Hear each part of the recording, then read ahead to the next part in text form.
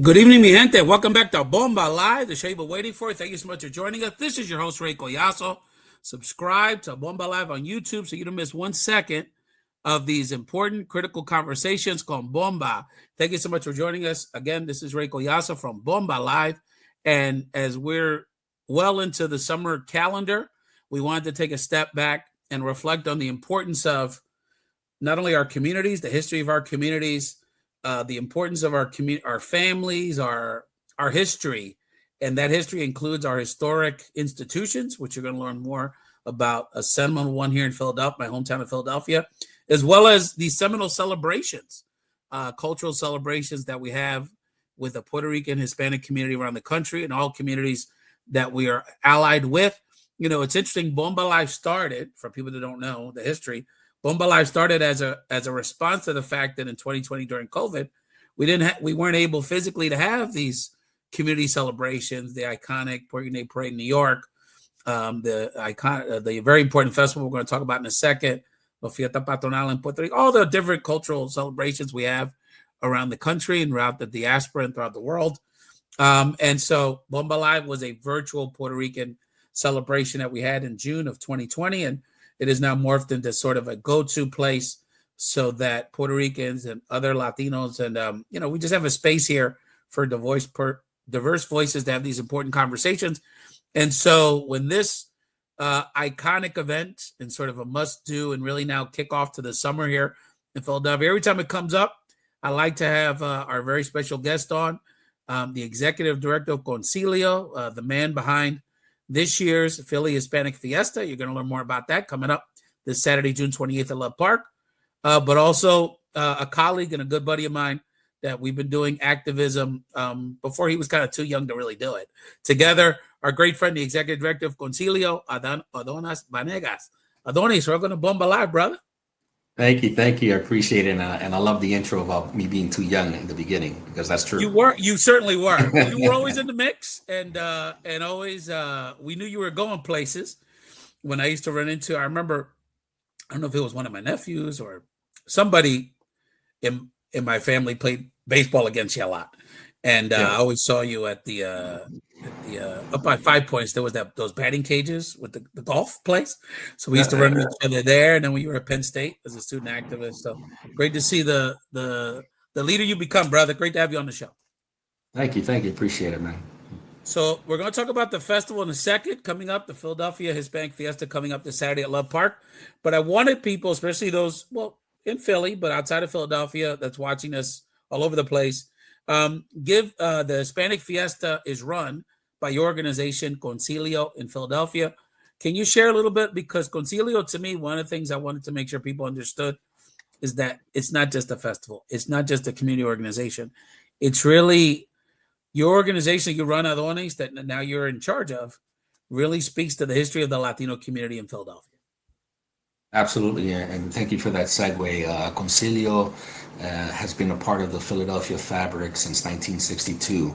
It started more as an advocacy organization to provide resources and support for the Puerto Rican community that didn't have the opportunity to tap into those resources because of the various obvious situations with discrimination and neglecting people from their obvious rights as being U.S. citizens. So this group of amazing individuals, activists, came together and started just having a space where they can come in and offer aftercare programs, daycares, educational programs, ESL.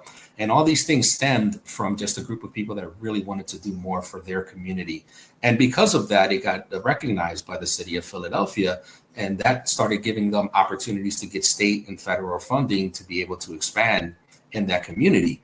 And in Philadelphia, the historical part was near the art museum. That was the traditional Puerto Rican community for many, many years. And then, through gentrification and changes in how the city viewed its important neighborhoods, people got pushed out. And we were also being able to support those needs by continuing to offer housing services and opportunities for employment. And through its 60 plus years of support and resources, we've been able to combat those negative things that happen to our community and being able to be that resource, be that connection to service. I always say that Concilio has been a long staple in the community, and you may not know exactly what we do, but our doors are always open, and we will either connect you to those resources or be that resource to provide that service to you. So through that lifespan, we've been able to expand and being able to offer a lot of youth and family services in the community. All of our services are free. Everything from after school program, parenting education. Back in the day, we used to have a trucking educational program. I remember that. Yeah, and it all depends on funding and support, but the majority of it is that whatever supports are needed at that time, we'll identify the resources or make sure that we have partners that can support our community at large. And that's something that's been a staple of us. And that's our one aspect of it, right? Like we're a social service agency first, but then most importantly, we've also been that cultural convener for the Puerto Rican community and moreover the Latino community, because we were the first agency to host a Philadelphia Puerto Rican Day Parade. And happy to say throughout its 60 plus year history, we're still facilitating that. And the only time we didn't do that was during COVID. And that's something that is still near and dear to our hearts, and being able to bring the culture together, being able to facilitate something as important as understanding where your roots lie and what you want to do to share with your community and share with your family generationally, that connects us to who we are as an agency. And then, of course, the other events that we do throughout the year to just bring people together. Just like many other nonprofit agencies, when the bell rings, we come and we service the community. We were a big proponent of the COVID containment project when it was there. We do annual turkey drives. We celebrate Los Tres Reyes. We have our annual back to school drives. So just like the agencies that support the community at large, which we are happy to be a part of, that's what we do. No, and I want people to note, and as we're talking, if you're watching this on YouTube, you see some photos, some historical photos of this is actually the first Concilio headquarters that that began again, like Adonis said, over 60 years ago, and the Puerto Rican Parade is well over 50 years old, and which was closer to Center City as the community sort of moved further north and east and northeast. Several years back, Concilio moved to a new location that was more centered in what is the modern center of the modern Latino, not just Puerto Rican Latino community, in the Hunting Park section of Philadelphia. But I just love seeing these historical photos. Our homies from our Latino veterans, loud and proud. That's another great picture. Adonis, I know you know this, but Concilio means so much to my family historically because it was my mother's first job doing community work when she came to Puerto Rico. I think she worked in a factory for a little bit in the late 60s. She actually worked, believe it or not, Adonis. At that time, Planned Parenthood had like a Spanish language satellite office there. And my mom worked for the Planned Parenthood project in those years. And so you were very gracious to allow us to have her part of her services at your location when she passed last year. So I want to thank you again from our family and that brotherhood. And it was very appropriate that that's where we had that very special event. And so, Concilio is part of our history. Latinos are not new to Philadelphia, not new to being a centerpiece of the cultural vibrancy of this great city. And so fast forward, Adonis, you've got a community and an organization that's serving in very interesting times. On one side, the Latino community in Philadelphia arguably is certainly big. I mean, 250,000 plus now, more diverse, not just a highly Puerto Rican Latino community, very, very diverse community. And in some ways thriving more than ever. And there's so many examples of that that we can talk about. And at the same time, we're in very distinct political climate. And so just curious what your thoughts are as the executive director, interacting with the community, servicing them in a lot of different ways through their families, education, culture. Just give people a sense of the community that you serve. What's the rhythm? What's the vibe? What's the mood like? Because that impacts how you service folks in 2025. Every time there's an administrative change, nonprofit agencies such as ourselves feel it, whether that's indirectly or directly through funding or through just fear. in the community. So that's something that we naturally have to be able to be prepared for, to address. And, and our response is a lot of education. It's a lot of understanding what are your rights and what are you able to do and what are you not able to do.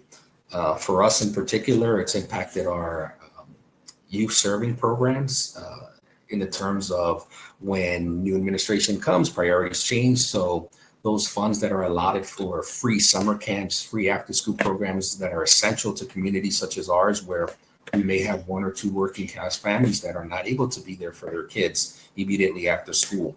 Those summer camps are a lifeline for them, where we're able to provide snacks and we're able to provide safety and we're able to provide education and help them with their homework. So by the time that parents do come to pick them up, all that stuff is done and they're able to have that little family time with them at the end of the day. Unfortunately, due to changes in funding, we're always impacted by that. So we may have at any given point in time the opportunity to service 500 kids at any given point, and then go all the way down to just serving 50 kids because of the nature of where the funding goes. And this is something that has been historically connected to Concilio, to always be able to offer that opening door, to always be able to offer this level of servicing, but it ebbs and flows, and we feel it every time that there's some changes in how funding is viewed and the importance and how those who are in charge of that funding decide where it should go.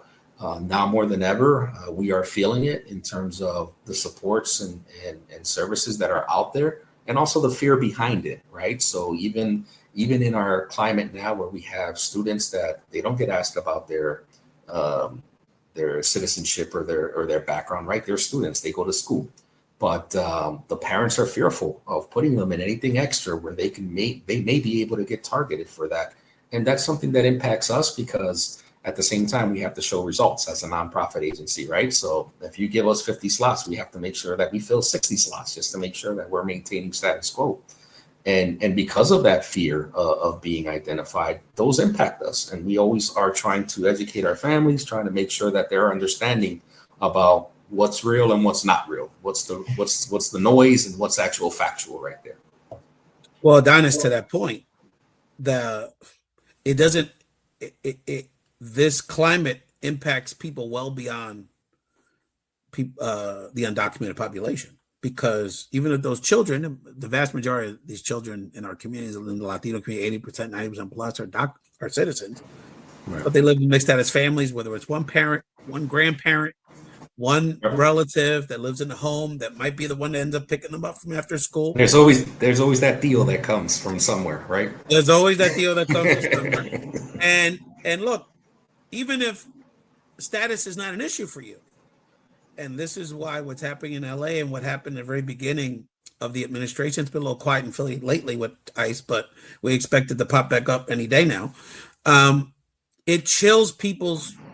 People don't want to go outside, even if you don't fear. Any Latino, if you're in a Latino area at the wrong spot, could get picked up. Let's keep it real. And we've seen all the examples. A PhD student working at Home Depot got picked up. A coworker, a neighbor, a guy just standing in the wrong spot didn't have his ID. So we all feel like targets, and we don't want to be around any of that drama. So foot traffic, we're getting reports from not just Philadelphia, all over the country, where foot traffic in Latino business corridors is down. People are having to cancel their cultural festivals.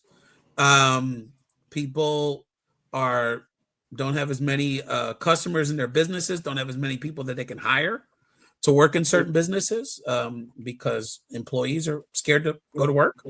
And so this environment has a ripple effect on services, our economy, and just people's stress.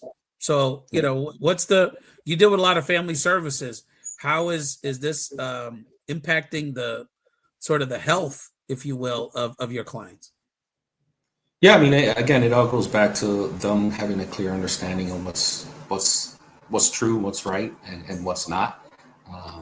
Overall, because our agency focuses more on the social service side regarding foster care and adoptions and case management services, we are not as heavily impacted by that push, especially living in the city of Philadelphia, where it's very supportive, it being a sanctuary city in itself of our community. So that hasn't really been the issue. It's more so that issue with funding and that issue with ensuring that families feel safe around us. And that's a message that we say uniformly with all of our partners and with all of our constituents, to ensure that families are aware, that they're understanding of what's available, what's not available, what's true and what's not true, so that they can feel a sense of safety. Because the last thing that we want to do is go back in time where we are no longer able to celebrate ourselves, no longer able to take advantage of these amazing services that this country provides for us. I myself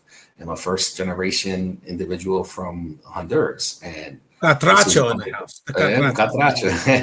Shout out But to if my it homie wasn't Luis for Teros. these He's always saying, "You need opportunities more here," Hondurans on this show." I'm like, bro, I got it. but if it wasn't for these opportunities that this country has allotted for us, many of us will be in different situations. And you alluded to it earlier. We met at Penn State, and before that, and first generation to graduate from the university, and that's something we continue to emphasize and push, and for us to still have the need to encourage our youth to do that, which is for me near and dear to my heart, is the summer camps and the after school programs, and getting those kids out of foster care and into legitimate homes for the long term, because all they need is a chance, right? And that's our responsibility to do that. To the extent that over the last few years, we've been able to establish a scholarship fund for our high schoolers that are entering secondary education or trade schools. And that's something that we're proudly highlighting at this upcoming event, as well as continuing to fundraise for it, because it is a need, and it's not something that we're giving to the school. We're giving directly to the kids. Like, you use this money for your books or your laptop or your bedding or your ramen noodles or whatever it is that you need, because it's so important for you to be able to have that additional income when you're making this huge transition that a lot of us are still not able to do. And that's our priority, to make sure that we're encouraging that to increase. One of the things that makes me so sad about this moment in time is that, and it's been an ongoing thing for 20 years, is that in my generation, so many of my friends and people that I've seen achieve incredible things in their lives were children whose families were given a pathway to citizenship and to stay here in the 80s, when they were little kids. And so we haven't had that same opportunity, that permanent solution. We've had DACA, but for these next 2 or 3 generations that came after that generation, and how it's made it that one policy decision that we've made for the last 30 years has impacted so many young people who are now not so young. And how, on the flip side, how I saw just that relatively little opportunity, just the ability to give it a shot here, to be a citizen, or at the very least to be here legally. I had so many friends, and we had so many people in our community that have just thrived in this country because they had an opportunity, and those summer programs in our community are so important to continue to give people the learning, the structure, just a setting for them to continue to grow and prosper, something to eat, not a small thing in the summer when they're not in school. A lot of times the only food kids get during the school year is what they eat at school. So that's a big part. And food nutrition is a huge thing that I know you're dealing with, Adonis. Let's take a quick break, watch a few Best of Bomba Live clips. We'll come back, talk about the upcoming Hispanic Fiesta, which is going to be on and popping this year on Bomba Live. Here with Adonis Banegas from Concilio on Bomba Live, the show you've been waiting for. How does it feel for you both to be such a strong influence on the Latino community and in the freestyle world? I'll start with Brenda. You go first. Okay. I think the most important influence is that it doesn't matter where you come from, that if you're very optimistic and if it's something that you are passionate about, you should always work your hardest to be able to achieve your goal. And it doesn't, really need to be something where you look at a career or this is something that you want to do forever and say, I could never be famous, because there is always opportunity.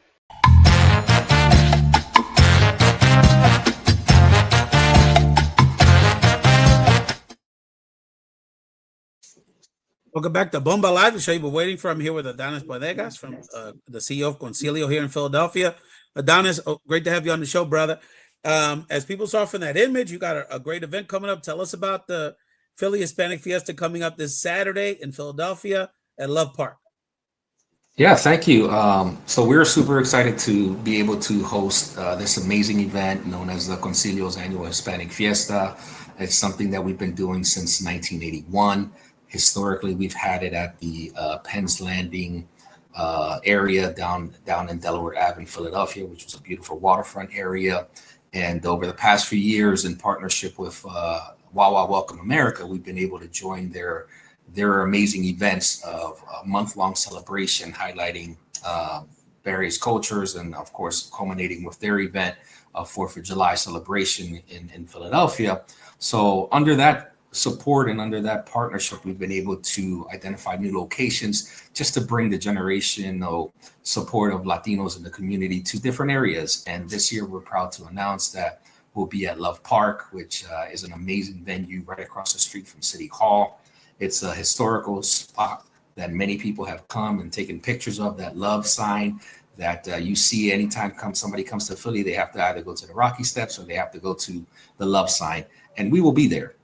We'll be taking over that space, not just the park itself, but the 2 blocks adjacent to it, where we're going to have all types of vendors from our community, as well as arts and crafts and food trucks supporting our amazing food that we have as Latinos, and then having a great lineup of entertainment that we traditionally have to not only showcase, the Latino music, but everything that involves being loud and vibrant and fun and exciting. And that's something that we really are excited about, especially being able to be downtown and being able to be right across from City Hall as we're gearing up to celebrate the country's 250th anniversary next year. And it just puts us in a great position to be like, hey, Latinos are here. We are a fabric of this country. And that's something that means a lot to us because we are just as important as everybody else. And if not so, we have contributed so much to this country, and it allows us to showcase some of those things in this amazing festival that we're hosting. And one of the highlights of it, of course, is the lineup. Yeah, we'll get to the lineup in a second, but because I know people are going to be excited, especially for your headliner. But I did want to ask you, Adonis, it is very significant that the festival over the last few years, we've been able to make it integrated as part of the bigger Welcome America celebrations that we have in Philadelphia. Of course, Philadelphia is such a historical city, and our July 4th related activities get national acclaim. And people always see those amazing July 4th events we have with some of the legendary, especially Philly entertainers, the Roots, and you can kind of go down the line. And so you've really kind of brought the Latino flavor to that celebration, to the mainstream. How is the flip side of that is that people love being on the water. We used to have it at Penn's Landing back in the day. So how have people responded to this change? Because there's a lot of significance to it, but it is a transition from what the community was used to. Yeah, this is our second year moving it. Last year we tried it at a different location, and due to weather and just difficulties with that, it wasn't the turnout that we were expecting. But in getting that feedback back and understanding the need to have a location that's easy to get to, whether that's through public transportation or through parking or just being able to walk there to a certain extent, we took that community feedback into account and identified a location that was what we feel as convenient to anybody walking through downtown at that time, or more so catching a train or a bus from their respective neighborhoods. And even again to that parking aspect, where there's so many parking lots in that area where people can come and enjoy. And we kind of are comparing that to what people come down in the wintertime, if you're from Philly, to that Christmas Village situation. I was ready to say that people are more used to going down there because of the Christmas. Yeah. And this is now kind of mirroring some of those things, and those things get a great turnout. And we're just anticipating, because of the location and what we've traditionally done, people have followed us for generations at this point, that it's going to be an amazing turnout. And we've always been hit or miss with weather. So sometimes it's 80 degrees, sometimes it's 102 degrees. But listen, we're Latinos and we're used to the heat. So we're out there to have it. Yeah, Chim, I was there last year. You got a tough break with the weather. just one of those days. But it was a nice, it was a nice event, and shame Huey couldn't come out, but a good event nevertheless. Now, brother, you talking to me about the money thing, but you must have some money, some squared away, because you got a heavy hitter this year. Like Caballota's in the house. So tell us how you pulled off this coup with getting Evie Queen to be your La Reina of this year's Hispanic Fiesta, brother. You must have somebody. You did good in crypto or something, brother, because I know she ain't. Listen, it starts with, let me shout out my staff. Let me shout out my marketing team and making sure that they're working diligently to get sponsors. So obviously we want to highlight all of our sponsors, particularly Goya, who's always been presente with Hispanic Fiesta and Concilio. They've been with Concilio for over 35 years and supporting everything that we do. And they're a presenting sponsor this year. So that's something that speaks volumes to how they support us in Philly. And of course, the contributions that they give us will help out in paying these fees, right? But of course, in addition to that is also having this partnership with Wow Wow Welcome America. They've been a great partner over the last few years to elevate us to the next level in terms of us not just relying on local sponsors, but making it more national. And they've been able to bring in some national partners to support this and been able to use their connections. As you mentioned earlier, with their 4th of July event, they bring international headliners. And this was a partnership with them that they were able to identify Evie Queen. And we were able to say that, yes, we're a go with this, and we're going to be able to bring her here for free, for free. And this is something that we're super excited about. Yeah. Some of y'all taking out home mortgages for your to go see Bad Bunny at PR. So to see at the top level of a like Evie, and she don't come to Philly every day. Period. No, she does not. This is a unique opportunity. Adonis, I don't want to short shift the other. Tell us about some of the other acts. Obviously, you've got vendors, all kind of amazing food. Oh, absolutely. Shout out some of the other active partners that you got that people can check out there. Absolutely. We value our local partners so much. We have a nice array of local dance groups that have always supported, like Palante. We always have these groups come and just dance and bring their next generations. The most beautiful thing is to see the young kids dancing, and then in a few years they become the middle school kids, and then they become the senior kids that are dancing. And that's something that's near and dear to our culture and history. Like, we're educating them, and these dance groups do an amazing job in keeping that tradition going. We have some other local groups that are going to be there, and some good Puerto Rican groups that are going to be there. Rica Swing is going to be there. So we're going to have a good showcasing of not just one type of music, but everything from bachata to, cumbia to Mexican music. So everything is going to be represented there, which is a true reflection of what the city is coming towards in terms of being a Latino culturally diverse group, as well as, representing ourselves with the food and just the arts and crafts that are going to be there that day. And of course, on the corporate side, we have all of our partners that are going to be giving away free giveaways and information. And that's something that's equally important to make sure that people are getting educated and have the resources that are there. And of course, all the fun stuff that gets given away. I've seen people walk away with 50-inch screen TVs, as well as gift cards and trips to Puerto Rico. So, it's in your best interest to come check out all the vendors, because you never know what they're giving away. Good luck putting that on the L train on the way back. They might catch an Uber that day. Yeah, really, it's worth it. Forget the TV. I Uber Black, because that 50 inch don't fit in the regular. I give you a lot of credit, because I think the best thing I can say about the Fiesta is that I get a good sense of the rhythm of the Latino community. It's a good snapshot of where we're at. So first of all, like you said, the services, the companies that are investing in the Latino community, the Latino market, the food scene. If you're into Latino food and you want to know you're looking for caterers, you're looking for, there's not too many places. You go to one place and get 4 or 5 different types of Latino food from restaurants that maybe you're new to, or you haven't heard about, or haven't had a chance to go to. And they're all in one spot, or a caterer, or a new place that you just want to check out. You always have really good Colombian food. If you're into Colombian food, especially, you always have 2 or 3 bangers for caterers and people that maybe don't have formal restaurants, so you get an opportunity to taste their stuff. So, so it's just a good, the community leaders always represent for you. Always get the elected officials and the community leaders there to support you in different ways. So it's a great way to not only celebrate the look, it's family friendly, fam. You get this Evie Queen, you get to bring your kids. I mean, in a safe environment, you don't got to worry about knuckleheads. They do a great job with security, and you really can't ask for a better deal. Adonis, anything else you wanted to mention about the upcoming Concilio's Hispanic Fiesta happening at Love Park this Saturday? Doors open at 2 p.m. There's tons of activities for families and kids. It's definitely welcoming. We love to see the grandparents come out there with their grandkids to just be able to be like, I was here back in the 70s and 80s, and now this is what it's transforming to. Yeah. Our goal and responsibility is to continue to keep that lineage going, and as well as making sure that we make it bigger and better every single year. And to your point, we're super excited about having Evie Queen here, and she's going to kill it. We're excited about the draw that she's going to bring.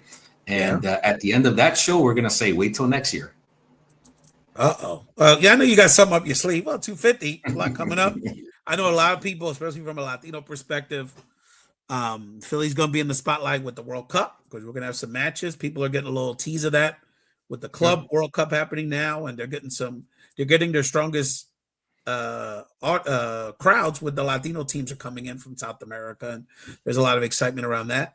And the world, Philly gonna be the spotlight on many levels next year for sure. Adonis Banegas from Concilio, brother, you're my brother. I've been so proud of your trajectory and your leadership, and you've always come through for me, so I really appreciate that on a personal level.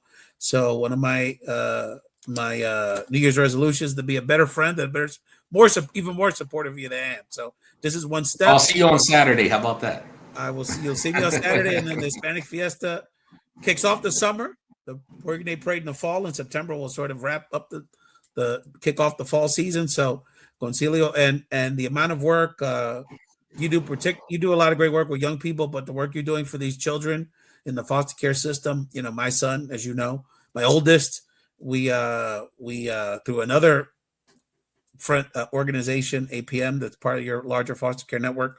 We found him through that organization and adopted him. So, there's nothing we can't do. We're never doing enough for our foster children and our children that need parents and families to support them. So thank you for all the good work you do, brother, for those children. Family, join us Saturday down in Philly, Hispanic Fiesta, with Evie Queen, Adonis, Ray from Bomba Live. What else could you ask for? Follow, support Bomba Live, support Concilio, and have a wonderful day. Thank you.